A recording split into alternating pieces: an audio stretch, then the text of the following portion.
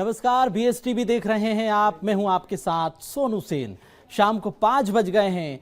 5 बड़ी खबरों के साथ बुलेटिन की शुरुआत करेंगे। 5 तमाम वो बड़ी खबरें जो आज दिन भर की लीडिंग एज है। तो सबसे पहले 5 तस्वीरों को आपको दिखाते हैं। बिल के विरोध में राजधानी भोपाल में प्रदर्शन हुआ। जिस तरह से नमाज पढ़ी गई, उसके बाद मुस्लिम भाइयों ने काली पट्टी बांधकर विरोध किया है। दूसरी बड़ी खबर है, फिलिस्तीन की लड़ाई अब सियासत तक आ गई है।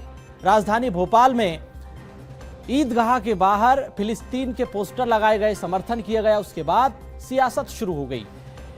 मंत्री विश्वास सारंग, रामेश्वर शर्मा ने कहा कि उन्माद फैलाने वालों को बर्दाश्त नहीं किया जाएगा। तीसरी बड़ी खबर है, छत्तीसगढ़ बीजेपी की नई टीम तैयार हो रही है। किरण सिंह देव, जो कि बीजेपी के प्रदेश अध्यक्ष हैं, संगठन में बड़ा बदलाव करने जा रहे हैं। युवा चेहरों को मौका देने जा रहे हैं। चौथी बड़ी खबर है, दंतेवाड़ा में नक्सलियों पुलिस के बीच मुठभेड़ हुई। इस मुठभेड़ में 25 लाख की इनामी महिला को नक्सली को ढेर कर दिया गया। जबलपुर से 5वीं तस्वीर आप देख रहे हैं। धर्मांतरण का धंधा खुलेआम फल फूल रहा है। बजरंग दल के कार्यकर्ताओं ने, पुलिस ने एक बस पकड़ी। 100 लोग इसमें पकड़ाए हैं। अब आरोप लग रहा है कि इनका धर्मांतरण हो रहा था। सभी लोग ईसाई धर्म के बताए जा रहे हैं। बजरंग दल का कहना है कि आदिवासियों का जबरन धर्मांतरण कराया जा रहा है। फिलहाल पुलिस ने सभी को थाने ले जाकर पूछताछ शुरू कर दी है। तो ये 5 बड़ी खबरें हैं आज की, जिसमें छत्तीसगढ़ से बड़ी खबर, राजधानी भोपाल से बड़ी खबर, दंतेवाड़ा से बड़ी खबर है और जबलपुर से।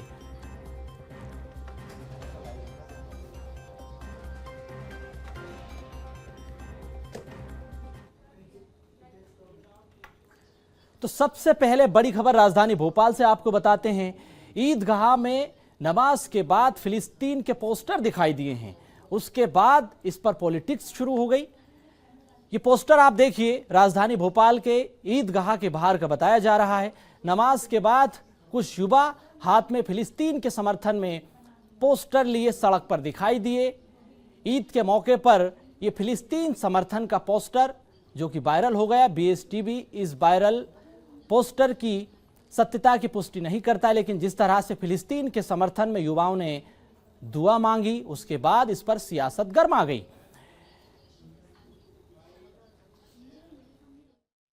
आज में खुदा से जो भी बंदगी करो थोड़ा अच्छा करो। और सबसे बड़ी बात है कि कभी हिंदुस्तान का तिरंगा लेकर नमाज पढ़ी क्या? हिंदुस्तान के तिरंगे को सामने रख के नमाज पढ़ी क्या? तो हिंदुस्तान के प्रति रहो। फिलिस्तीनी के लिए दुआएं करना ये अच्छा नहीं है। मतलब एक मैसेज आप ठीक नहीं दे रहे। कुल मिलाकर इस देश के अंदर आप वो सहानुभूति रखिए जो हिंदुस्तान के नागरिकों को और हिंदुस्तान के सबको पसंद हो। आप ये फिलिस्तीनी का झंडा क्यों रखना? आप हिंदुस्तान का झंडा रखा क्या अपने नमाज में? उसको सामने रखते, उसमें सामने रखते। और नमाज और ये जो धार्मिक स्थल हैं, इनको जो है दुआओं के केंद्र रहने दो। उन पर जो है आप बंदगी करो, नमाजें अदा करो, वहां तक ठीक है। उस पर पॉलिटिक्स ना करो तो ज्यादा बेहतर। सहयोगी मनोज राठौर हमारे साथ इसी खबर पर जुड़ गए हैं। मनोज जी, ईद के मौके पर राजधानी भोपाल के ईदगाह के बाहर जिस तरह से फिलिस्तीन के समर्थन में पोस्टर दिखाई दिए, उसके बाद प्रदेश में पॉलिटिक्स शुरू हो गई। बीजेपी के विधायक हैं रामेश्वर शर्मा, उन्होंने इसका विरोध जताया। मंत्री सारंग ने भी कहा कि अगर आप उन्माद फैलाने की कोशिश करेंगे तो बर्दाश्त नहीं किए जाएंगे। जी बिल्कुल, क्योंकि जिस तरीके की तस्वीरें सामने आई थी, उसके बाद ये पूरी सियासत का जो शो था वो शुरू हुआ। और सबसे पहले बीजेपी की तरफ से जो बयान सामने आए वो कहीं ना कहीं कांग्रेस को घेरने वाले थे, विपक्ष को घेरने वाले थे। यही कारण रहा कि मंत्री विश्वास सारंग ने सीधे तौर पे प्रियंका गांधी को निशाने पर लिया और उन्होंने जिक्र किया कि प्रियंका गांधी जो है वो फिलिस्तीनी समर्थन जो बैग है वो लेकर जो है गए थे। और यही कारण था कि अब उसी लाइन पर जो है इस तरीके की बातें, इस तरीके की तस्वीरें सामने आ रही है। और अब विपक्ष की जवाब की बात करें तो कांग्रेस ने जवाब दिया है। उनका कहना है कि बीजेपी इसी तरीके से नफरत फैलाने की राजनीति करती है, जिस तरीके के बयान नेताओं के सामने आए। बिल्कुल मनोज जी, महत्वपूर्ण जानकारी आपने दी है। आप बने रहिएगा हमारे साथ। खबरों में आपको अगली खबर बताते हैं। राजधानी भोपाल में वक्फ बोर्ड को लेकर विरोध प्रदर्शन हुआ है। नमाज के बाद विरोध किया गया, काली पट्टी बांधकर विरोध हुआ है वक्फ बोर्ड बिल के खिलाफ। ये देखें आप, नमाज अदा की गई लेकिन काली पट्टी बांधकर विरोध भी हुआ है। अब इसको लेकर जिस तरह से सियासत हो रही है, मुस्लिम समाज ने वक्फ बोर्ड बिल का विरोध किया तो बीजेपी इसको लेकर कह रही है कि पहले आप बिल को पढ़ लीजिए, उसके बाद विरोध कीजिए। मंत्री विश्वास सारंग ने कहा कि बिल में ऐसा कुछ नहीं है, मुस्लिम भाइयों की कोई जमीन नहीं छीनी जाएगी, मस्जिदों की जमीन नहीं छीनी जाएगी, विरोध करने की कोई जरूरत नहीं है। आप पहले बिल को पढ़िए, उसके बाद विरोध करिए।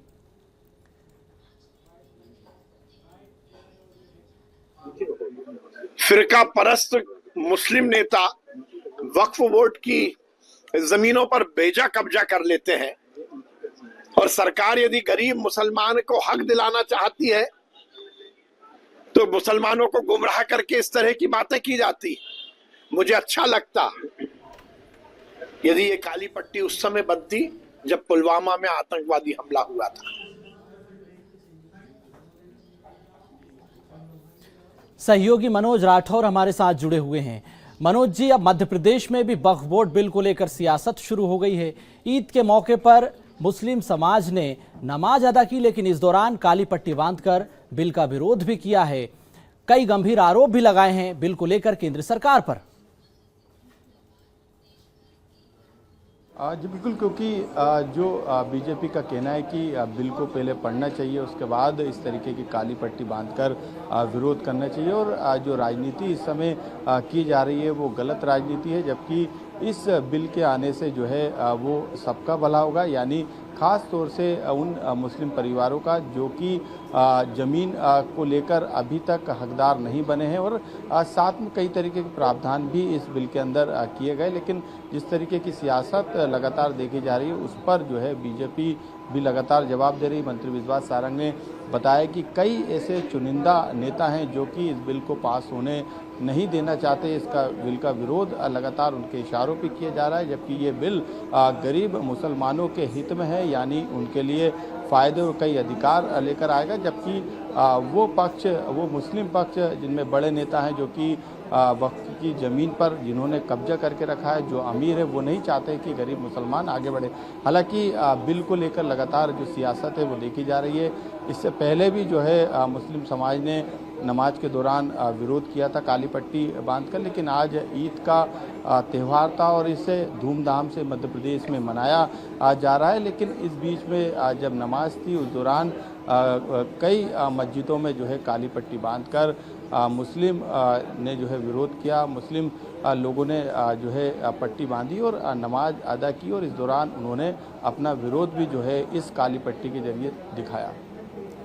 विपक्ष के नेताओं ने भी इसको लेकर विरोध किया और जिस तरह से हमने देखा कि देश के अलग अलग राज्यों में विपक्षी दल भी इसको लेकर विरोध कर रहे हैं।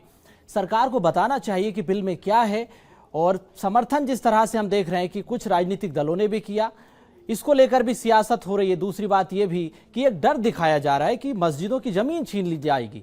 जो आर्थिक गड़बड़ियां होती है उसको सुधारने की सरकार की कोशिश है। ऐसे में सरकार को इस पर कैसे गंभीरता से काम करना चाहिए, कैसे विश्वास में लेना चाहिए मुस्लिम समाज को, वक्फ बोर्ड को?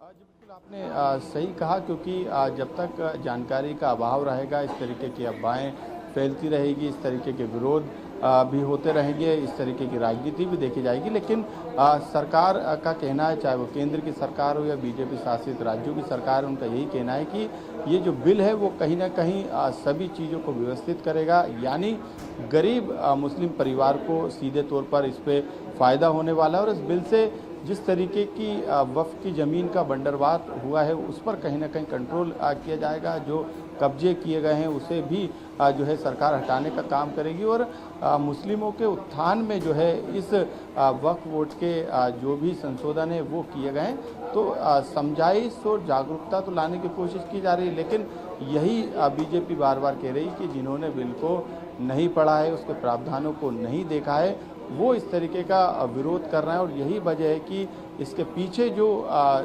सक्रिय नेता हैं वो कहीं ना कहीं उन लोगों को इस तरीके से बता भी रहे हैं और जानकारी गलत देने के साथ जो है इस तरीके के विरोध प्रदर्शन को बढ़ावा भी दे रहे हैं। बिल्कुल मनोज जी, बहुतेरे सवाल हैं बिल में जो प्रावधान किए हैं उसको लेकर, वक्फ बोर्ड की संपत्ति को लेकर, जमीन को लेकर, जो जमीन अधिग्रहण की गई उसको लेकर महत्वपूर्ण जानकारी आपने दी है, बहुत धन्यवाद। चलिए अब खबर आपको जबलपुर से बताते हैं। धर्मांतरण का धंधा जबलपुर में खुलेआम फल फूल रहा है।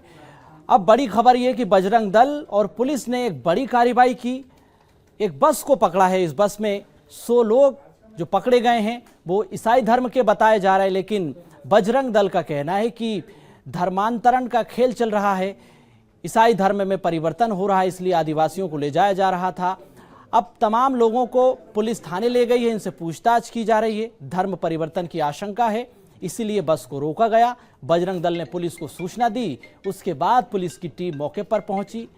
कुछ महिलाएं भी हैं, पुरुष भी हैं, बच्चे भी हैं जिनको हिरासत में लिया गया, इनसे पूछताछ हो रही है। क्या गंभीर आरोप हैं, यही सवाल है। महराजपुर। किस लिए आए थे जबलपुर, क्या बात? चर्च आए थे तीर्थ यात्रा के लिए। जी सर।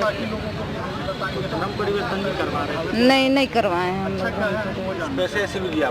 नहीं दिए हैं। गुड फ्राइडे आ रहा है तो हम लोग चर्च जाके तीर्थ यात्रा प्रार्थना करने के लिए गए थे। लगभग कितने लोग आए थे? 40-45 लोग होंगे। हम लोगों को किसी ने भड़काया नहीं है, ना हमको किसी ने पैसे दिया है, ना करोड़ों रुपये दिया है, ना कुछ चीज़ नहीं दिए हैं।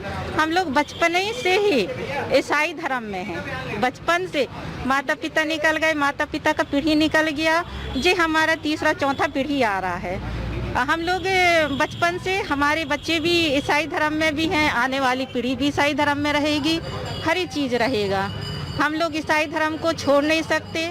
क्योंकि कार्यकर्ता हमारा सक्रिय है, सब जगह सक्रिय है, तो तुरंत कार्यकर्ताओं को जानकारी दी, तो जानकारी ने लगने के बाद कार्यकर्ता हमारे रांझी थाने के पास बस को पकड़ लिए। बस को पकड़ने के बाद रांझी थाने में खड़ी करवाई है गाड़ी। थाना प्रभारी महोदय से मिलके कार्रवाई की मांग की है। जो इनके पादरी हैं और जो इनके धर्म के ठेकेदार हैं, इन पे सख्त कार्रवाई हो, इस उद्देश्य से हम सारे कार्यकर्ता यहाँ पे थाने में एकत्रित हैं। विश्व हिंदू परिषद और बजरंग दल के द्वारा एक बस को लाया गया है, जिसमें कुछ क्रिश्चियन समाज के लोग हैं जो मंडला महाराजपुर के रहने वाले हैं और वो भ्रमण में निकले थे, तो उनको लाया गया है और सभी से उनको नाम पता उनका नोट किया जा रहा है और उनसे पूछताछ की जा रही है कि वहाँ किस पर्पज़ से निकले थे, कहाँ जा रहे थे, कैसा है, तो वो वेरिफिकेशन किया जा रहा है और जो भी वेरीफाई करने के बाद जो भी आवश्यक कार्रवाई होगी उसको किया जाएगा। संवाददाता प्रतीक अवस्थी हमारे साथ फोन लाइन पर जुड़ गए हैं। प्रतीक, जो सच्चाई निकलकर सामने आ रही है वो यही कि जो लोग बता रहे हैं कि हम तो खुद ईसाई हैं, धार्मिक यात्रा पर जा रहे थे, पुलिस ने रोक लिया।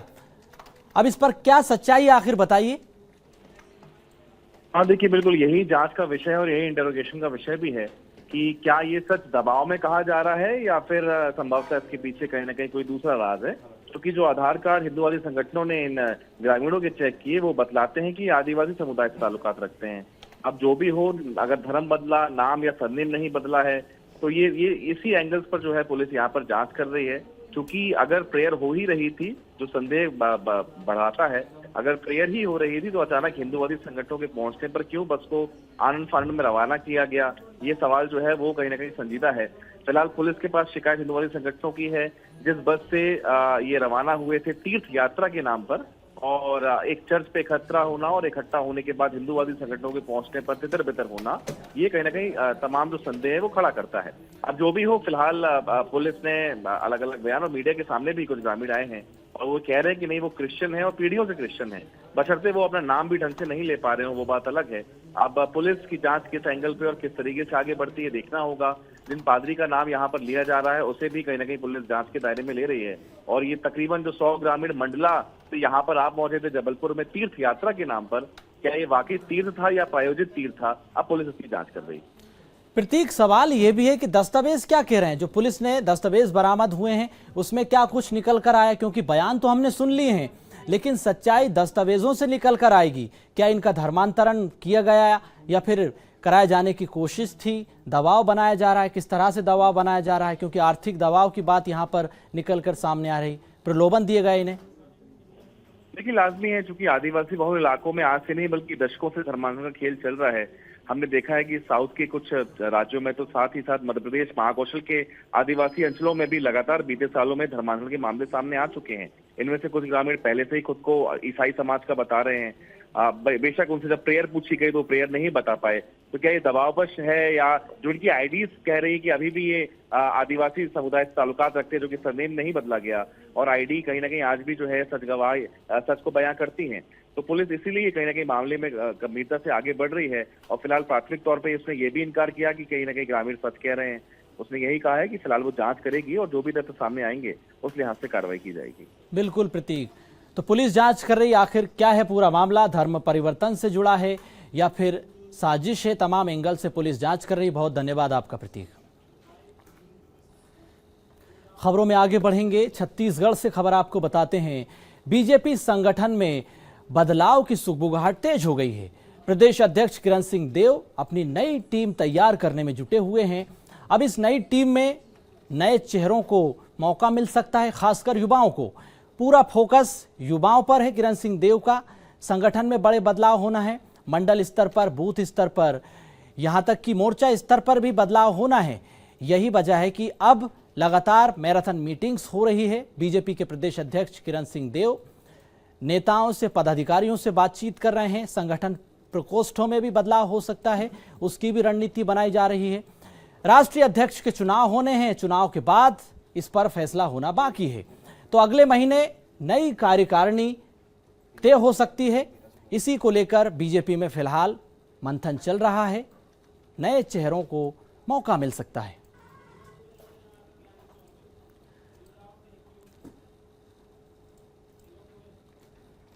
संवाददाता शिवम दुबे हमारे साथ जुड़ चुके हैं। शिवम, बीजेपी में बदलाव की सुगबुगाहट तेज हो गई है। बीजेपी के प्रदेश अध्यक्ष किरण सिंह देव जो कि अपनी नई टीम तैयार कर रहे हैं, कैसी होगी वो टीम, कितने लोगों को इसमें मौका मिलेगा? खबर तो यह है कि युवाओं को इसमें मौका दिया जाएगा। कब तक ऐलान हो सकता है? बिल्कुल, देखिए, जैसा कि बीजेपी नेताओं का कहना है कि अगले महीने तक बीजेपी के राष्ट्रीय अध्यक्ष का चुनाव हो जाएगा और उसके बाद जो बीजेपी प्रदेश अध्यक्ष किरण देव सिंह हैं, उनकी नई टीम बनाई जाएगी। और इस टीम के लेकर के अभी से चर्चा शुरू हो चुकी है मोर्चा में, प्रकोष्ठों में, और जो जिला स्तरीय टीम है, राज्य स्तरीय टीम है, वो तमाम टीमें इस बार बदलती हुई दिखाई देंगी। क्योंकि जो पुरानी टीम है वो लगातार 4 चुनावों में जीत किरण सिंह देव के नेतृत्व में लगभग जिता चुकी हैं। और वो एक खास बात भी है क्योंकि पुरानी टीम में ज़्यादातर अनुभव वाले लोग हैं, अनुभव वाले नेता हैं। लेकिन अभी फिलहाल जो बीजेपी है वो कहीं ना कहीं अपने जनरेशन को चेंज करने की कवायद भी कर रही है, युवाओं को सबसे ज़्यादा मौका देने की कवायद कर रही है। और अब जो चुनाव होने हैं, नगरीय निकाय और त्रिस्तरीय पंचायत चुनाव में बीजेपी जीती है और इसके बाद जो चुनाव होने हैं वो लगभग 3 साढ़े 3 साल के बाद चुनाव की तैयारियाँ वो शुरू होंगी। और इससे पहले जो बीजेपी नए अपने जनरेशन को तैयार करने की कोशिश कर रही है,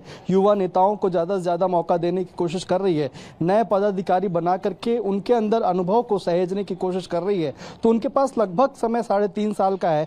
जब अगले चुनाव, आम चुनाव की तैयारियां शुरू होंगी, तब से पहले जो बीजेपी के अभी के नेता हैं, जो नए नेता हैं या फिर नए पदाधिकारी बनेंगे और कार्यकारिणी में शामिल होंगे या प्रदेश स्तरीय टीम में रहेंगे, जिला स्तरीय टीम में रहेंगे, मंडल प्रकोष्ठ में रहेंगे, तो तमाम नेताओं के लिए एक बड़ी जिम्मेदारी जो है आने वाले 3 साढ़े 3 साल में होगी। इसको लेकर के अभी से ही बीजेपी कवायद कर रही है कि नई टीम को बना करके ज़्यादा से ज़्यादा अनुभव उन्हें देने की कोशिश करें, जिससे आने वाली पीढ़ी भी नेताओं की तैयार हो सके, नए पदाधिकारियों की पीढ़ी तैयार हो सके।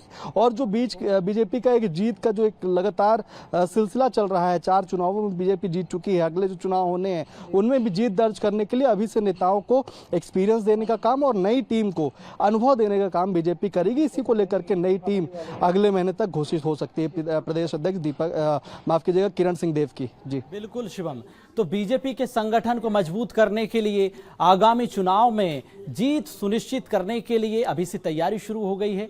अब देखने वाली बात होगी कि अनुभव का साथ दिखाई देता है या फिर नए चेहरों को मौका मिलता है। बहुत धन्यवाद आपका शिवम।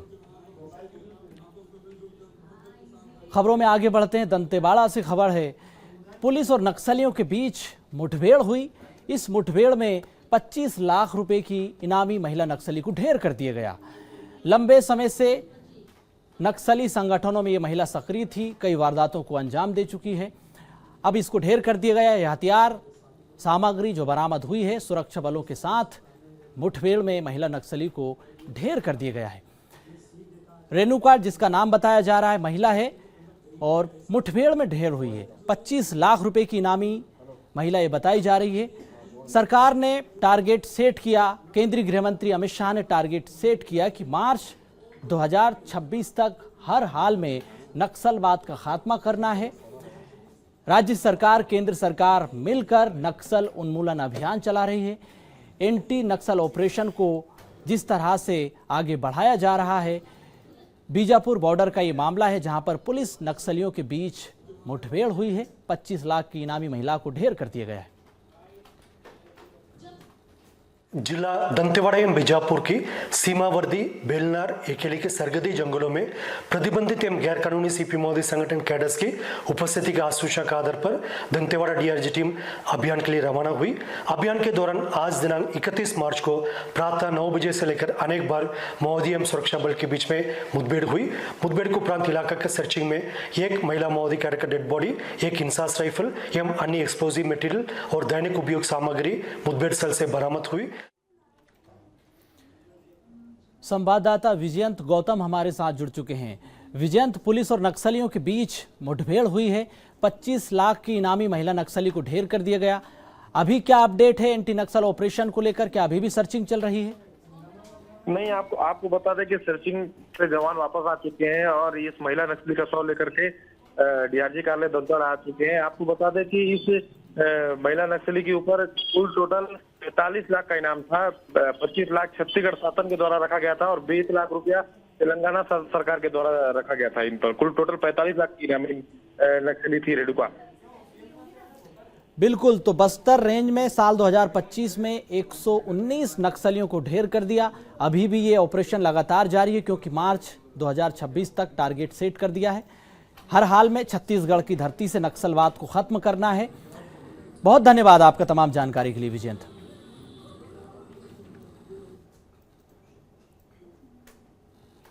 फिलहाल बुलेटिन में इतना ही। आप देखते रहिए BS TV। नमस्कार।